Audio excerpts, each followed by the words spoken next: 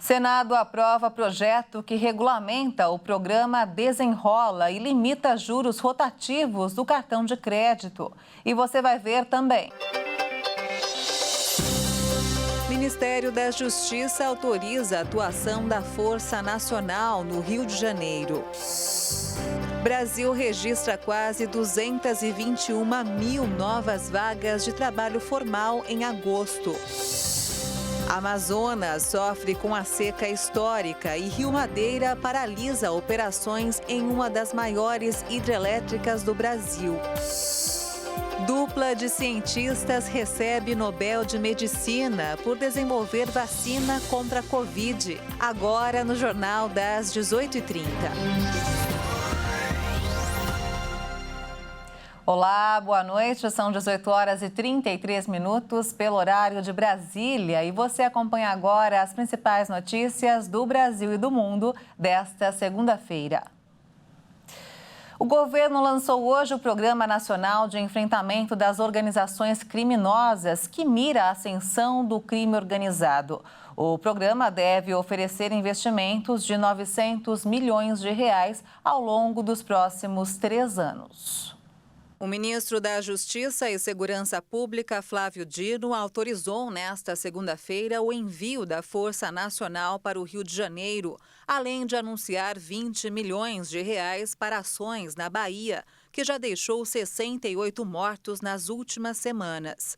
O plano que combate as organizações criminosas foi lançado em meio à onda de violência na Bahia e à crise na segurança pública no Rio de Janeiro.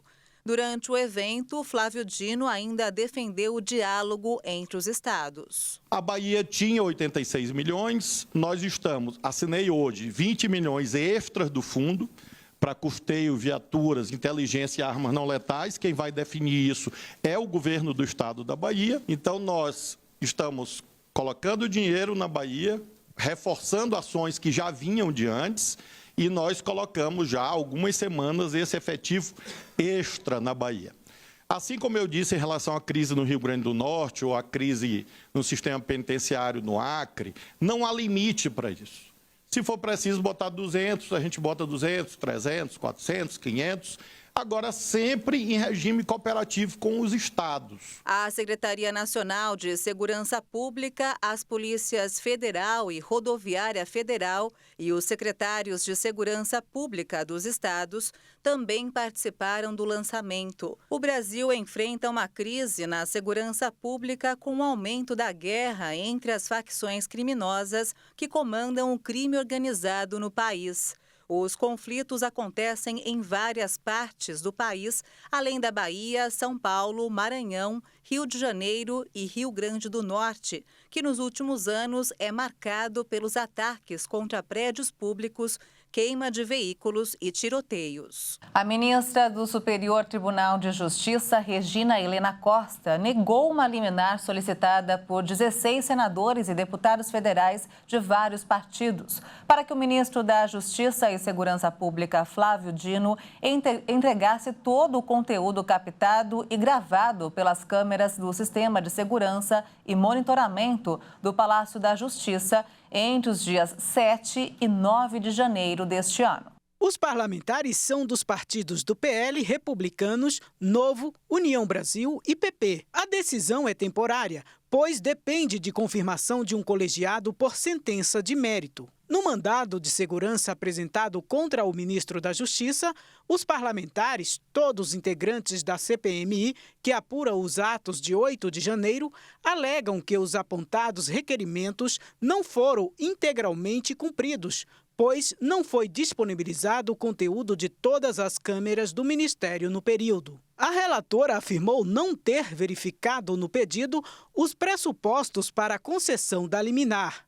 Segundo a ministra, Flávio Dino informou no processo que o contrato com a empresa responsável pelas câmeras de segurança, firmado em 2018, prevê o armazenamento das imagens para possíveis auditorias por, no mínimo, 30 dias, após os quais podem ocorrer automaticamente o processo de regravação. Vamos falar agora sobre a seca histórica no Amazonas. A quarta maior usina hidrelétrica do país teve suas operações excepcionalmente interrompidas hoje em função dos baixos níveis de vazão no Rio Madeira, de acordo com a concessionária que opera o empreendimento. O Rio Madeira registra atualmente um nível de vazão aproximadamente 50% abaixo da média histórica. Dezenas de cidades do Amazonas sofrem com as consequências de uma seca fora do comum e o volume de água de rios importantes, como o Rio Negro e Solimões, diminuiu. Não muito longe do ponto turístico onde se encontram as águas pretas do Rio Negro e as barrentas do Solimões, dois dos principais afluentes do Amazonas, um lago desapareceu, deixando exposta uma grande extensão de terra rachada. Onde estava o Lago do Aleixo, resta apenas um pequeno curso d'água, um símbolo da gravidade da seca que afeta o estado do Amazonas e Manaus. Na última sexta-feira, o governador Wilson Lima decretou estado de emergência em 55 municípios do Amazonas, com a capital estadual entre eles. Autoridades também adotaram uma série de medidas para ajudar as populações afetadas, com a distribuição de 50 mil refeições. A região sofre com o impacto do El Niño, que reduz a formação de nuvens e, portanto, de chuvas. Os efeitos do fenômeno são cada vez mais intensos em um país particularmente vulnerável às mudanças climáticas. E a queda de um barranco em Beruri, no Amazonas, fez uma vila desaparecer do mapa no último sábado. O número de mortos subiu hoje para 2 e 3 pessoas seguem desaparecidas com o incidente. O deslizamento arrastou cerca de 40 casas para dentro do rio. A primeira vítima identificada era um menino de 7 anos e na manhã desta segunda-feira, o corpo da irmã dele, de 16 anos, foi identificado durante as buscas no local. A informação foi confirmada pela Prefeitura de Beruri. A comunidade rural fica a 173 quilômetros de Manaus e foi afetada pelo fenômeno terras caídas, que acontece principalmente no período de seca dos rios no estado. E vamos agora direto ao Rio de Janeiro com informações desta segunda-feira com o repórter Anderson Nascimento. Boa noite, Anderson. Boa noite, Maria Alice. Olha, moradores da comunidade Ás de Ouro, em Anchieta, na zona norte do Rio, viveram um fim de semana de terror. O conflito começou na tarde de sábado e se estendeu pelo domingo. Moradores registraram o som de rajadas de tiro e imagens de câmeras de segurança flagraram a movimentação de traficantes. Segundo a polícia, o confronto aconteceu entre criminosos de facções rivais pelo controle da região. O patrulhamento na área foi reforçado pelo batalhão de Irajá e Nilópolis. E o aeroporto do Galeão, no Rio de Janeiro, ganhou novos voos neste fim de semana. A partir do último domingo, os 2 aeroportos do Rio vão começar a igualar a quantidade de voos. Uma resolução do Conselho Nacional de Aviação Civil determina que, a partir de janeiro, o Santos Dumont fique restrito apenas a voos para Congonhas e São Paulo e para Brasília. A medida é resultado de um pedido feito pela Prefeitura e pelo Estado ao governo federal. Eu fico por aqui e amanhã eu volto com outras notícias do Rio. Até amanhã. Obrigada, Anderson, pelas informações e até amanhã. A PEC da dupla nacionalidade deve começar a valer nesta semana. O item está na pauta da sessão conjunta entre a Câmara dos Deputados e o Senado desta terça-feira. A repórter Maria Clara Leite tem mais informações. A proposta de emenda à Constituição acaba com a perda automática da cidadania brasileira de quem obtém outra nacionalidade por vontade própria. A PEC foi aprovada no ano de 2021 no Senado, mas na Câmara a aprovação ocorreu somente no último dia 12 de setembro.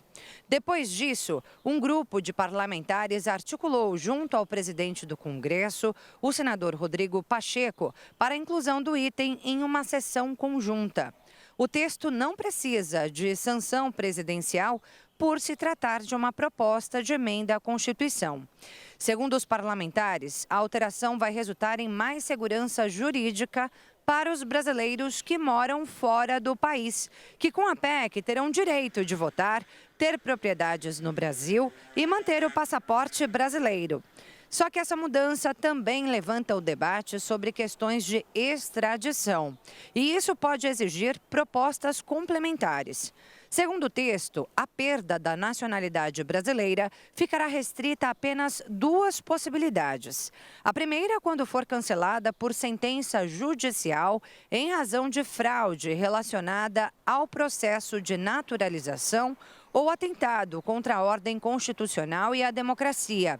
E a segunda, quando houver pedido expresso pelo cidadão ao governo brasileiro, ressalvadas situações que o tornem uma apátrida, ou seja, quando a pessoa não tem sua nacionalidade reconhecida por nenhum país. Cerca de 2,5 milhões de brasileiros deverão ser beneficiados com a aprovação do texto. O desembargador do Trabalho, Ricardo Pio Furtado de Oliveira, afirmou em decisão judicial que a greve dos metroviários prevista para amanhã em São Paulo é política. Mas o rodízio de carros em São Paulo, mesmo assim, será suspenso nesta terça-feira.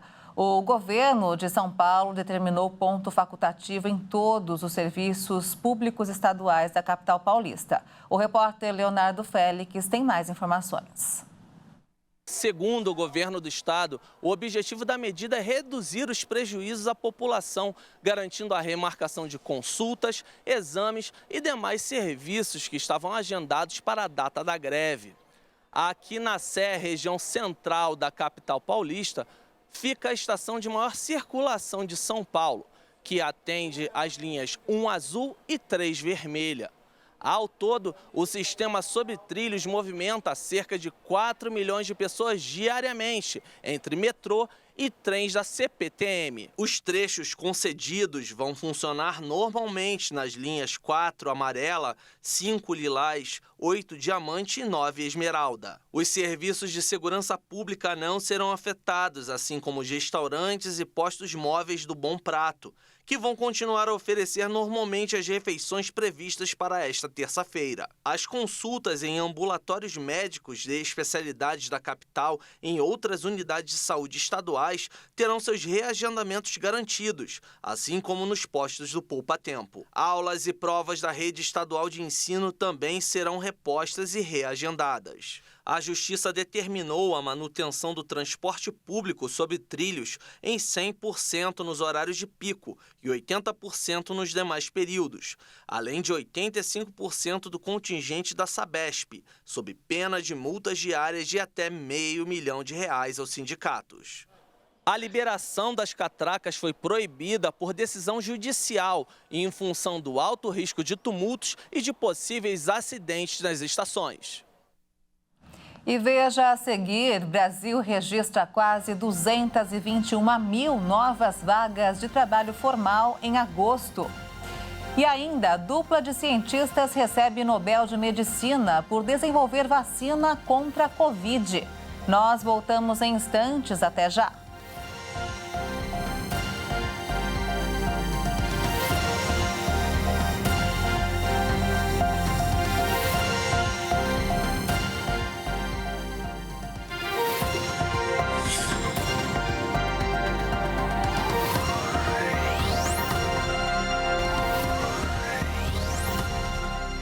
Estamos de volta às 18 horas e 48 minutos pelo horário de Brasília. O Senado aprovou de forma unânime hoje o projeto que limita os juros rotativos do cartão de crédito e regulamenta o programa de renegociação de dívidas do governo federal. O texto já havia sido aprovado pela Câmara e agora segue para a sanção do presidente Lula. A MP do programa perde a validade amanhã. O desenrola seria interrompido caso a equipe econômica do governo não aprovasse a medida até terça-feira. De acordo com o relator da proposta no Senado, o Rodrigo Cunha, a proposta para renegociação por parte da população é uma necessidade para aliviar o peso emocional e psicológico que as dívidas causam sobre as famílias. E o Brasil abriu quase 221 mil vagas de trabalho formal em agosto, considerando aí as admissões e os desligamentos. Os dados são do Cadastro Geral de Empregados e Desempregados, o CAGED. O mês de agosto é o segundo melhor no ranking de contratação no ano, atrás somente do mês de fevereiro, onde foram registradas mais de 250 mil admissões. O setor de serviços foi o maior gerador de empregos em agosto, seguido pelo setor do comércio, indústria, construção e agropecuária.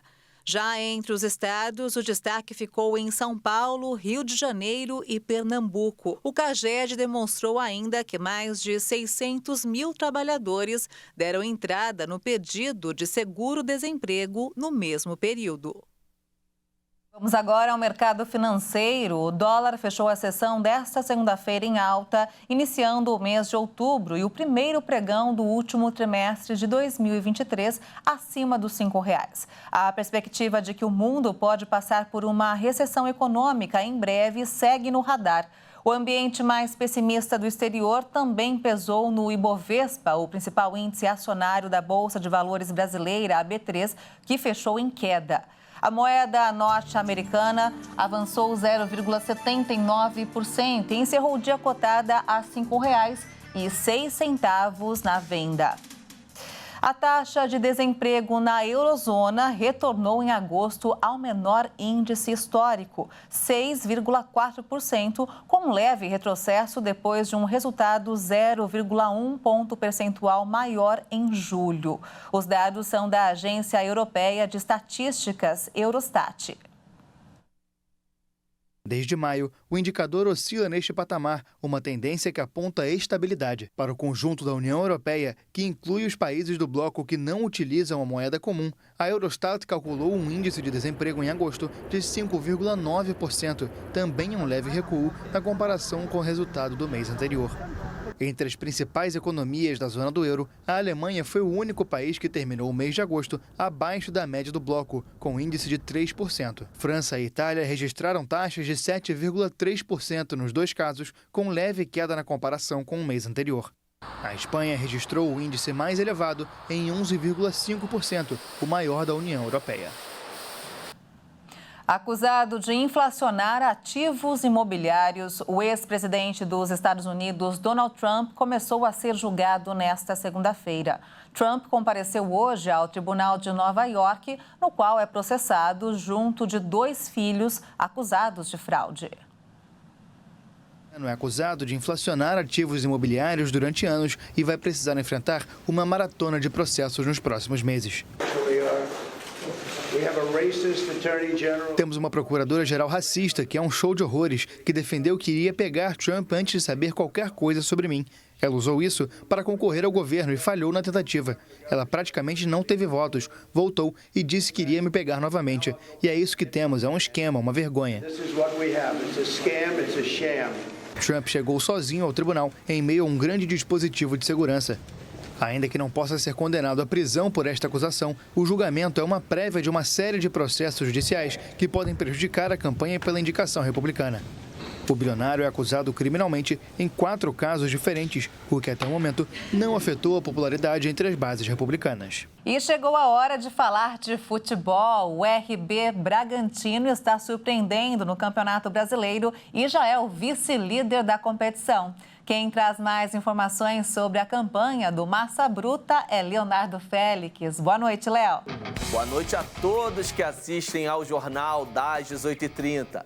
A edição 2023 do Campeonato Brasileiro parecia definida, sem muita emoção. Mas a queda de rendimento do líder Botafogo, que já chegou a ter 13 pontos de vantagem, reabriu a disputa. A ascensão do RB Bragantino trouxe um fato novo à competição. O Massa Bruta chegou aos 45 pontos, apenas 6 atrás do alvinegro carioca, após a vitória de virada em cima do Palmeiras em Bragança Paulista. O Braga venceu 4 das últimas 5 partidas, somando 13 pontos em 15 possíveis. Já o Fogão ganhou apenas um jogo, totalizando 4 pontos em 15 disputados. Grande parte do sucesso do time do interior paulista se deve ao comando do português Pedro Caixinha, que chegou ao clube em janeiro deste ano e aos poucos foi dando cara à equipe, sempre corrida intensa, vibrante, pressionando os adversários, principalmente quando joga em casa. Mesmo com o sucesso atual, Caixinha prega humildade e respeito ao projeto esportivo do Braga, baseado em séria gestão profissional. Para ele, o Massa Bruta ainda não está disputando o título nacional e não é candidato à taça. É bom o Botafogo ficar de olho e recuperar logo a sequência de vitórias do primeiro turno, que foi a melhor da história até aqui. O Fogão encara daqui a pouco, às 8 da noite, o Goiás, no estádio Newton Santos. Se vencer, vai abrir 9 pontos e respirar um pouco na ponta da tabela. Obrigada, Léo, pelas informações. E olha só, o Prêmio Nobel de Medicina foi concedido hoje aos cientistas Katalin Karikó e Drew Weissman. Eles realizaram as pesquisas que permitiram a criação de vacinas eficazes contra a Covid. Mas, mais do que isso, a descoberta da tecnologia de RNA mensageiro agora serve como base para muitos outros tratamentos, como, por exemplo, para a luta contra o câncer de pele mais letal. Junto, eles encontraram uma maneira de modificar o mRNA. Essa tecnologia revolucionária foi descoberta há mais de 15 anos e possibilitou a produção em tempo recorde de vacinas a partir de material sintético. Até recentemente, as vacinas eram feitas a partir de um agente infeccioso morto ou atenuado que levava o nosso organismo a reconhecê-lo como um corpo estranho e a desenvolver uma resposta imunológica para prevenir a infecção. O prêmio, um dos mais prestigiados do mundo científico, deu aos pesquisadores, além do reconhecimento, o valor de 11 milhões de coroas suecas, equivalente a cerca de 5 milhões de reais. Karikó nasceu na Hungria e se especializou em bioquímica. Ela trabalha na farmacêutica BioNTech e é professora da Universidade da Pensilvânia, nos Estados Unidos. Weissman também atua na Universidade da Pensilvânia. Natural dos Estados Unidos, ele estudou imunologia e microbiologia durante a sua formação. Vaccines, I don't know if they will change in any way, but I think Não sei se os antivacinas mudaram de alguma forma, mas acho que dar o prêmio Nobel a essa vacina pode fazer com que os indecisos se vacinem e tenham certeza que é muito eficaz e confiável. Agora temos 30 milhões de testes sendo feitos em todo o mundo com pessoas que ainda não tiveram a doença e sabemos que é uma vacina muito segura e muito eficaz. Com a escolha, rompeu-se a tradição de reconhecer trabalhos com várias décadas de trajetória. Parabéns a esses cientistas e a todos que trabalharam arduamente aí para encontrar a vacina contra a Covid, que nós almejamos tanto aí durante a pandemia.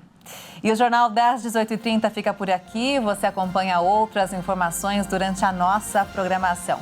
Obrigada pela sua companhia e uma ótima noite para você. Até amanhã.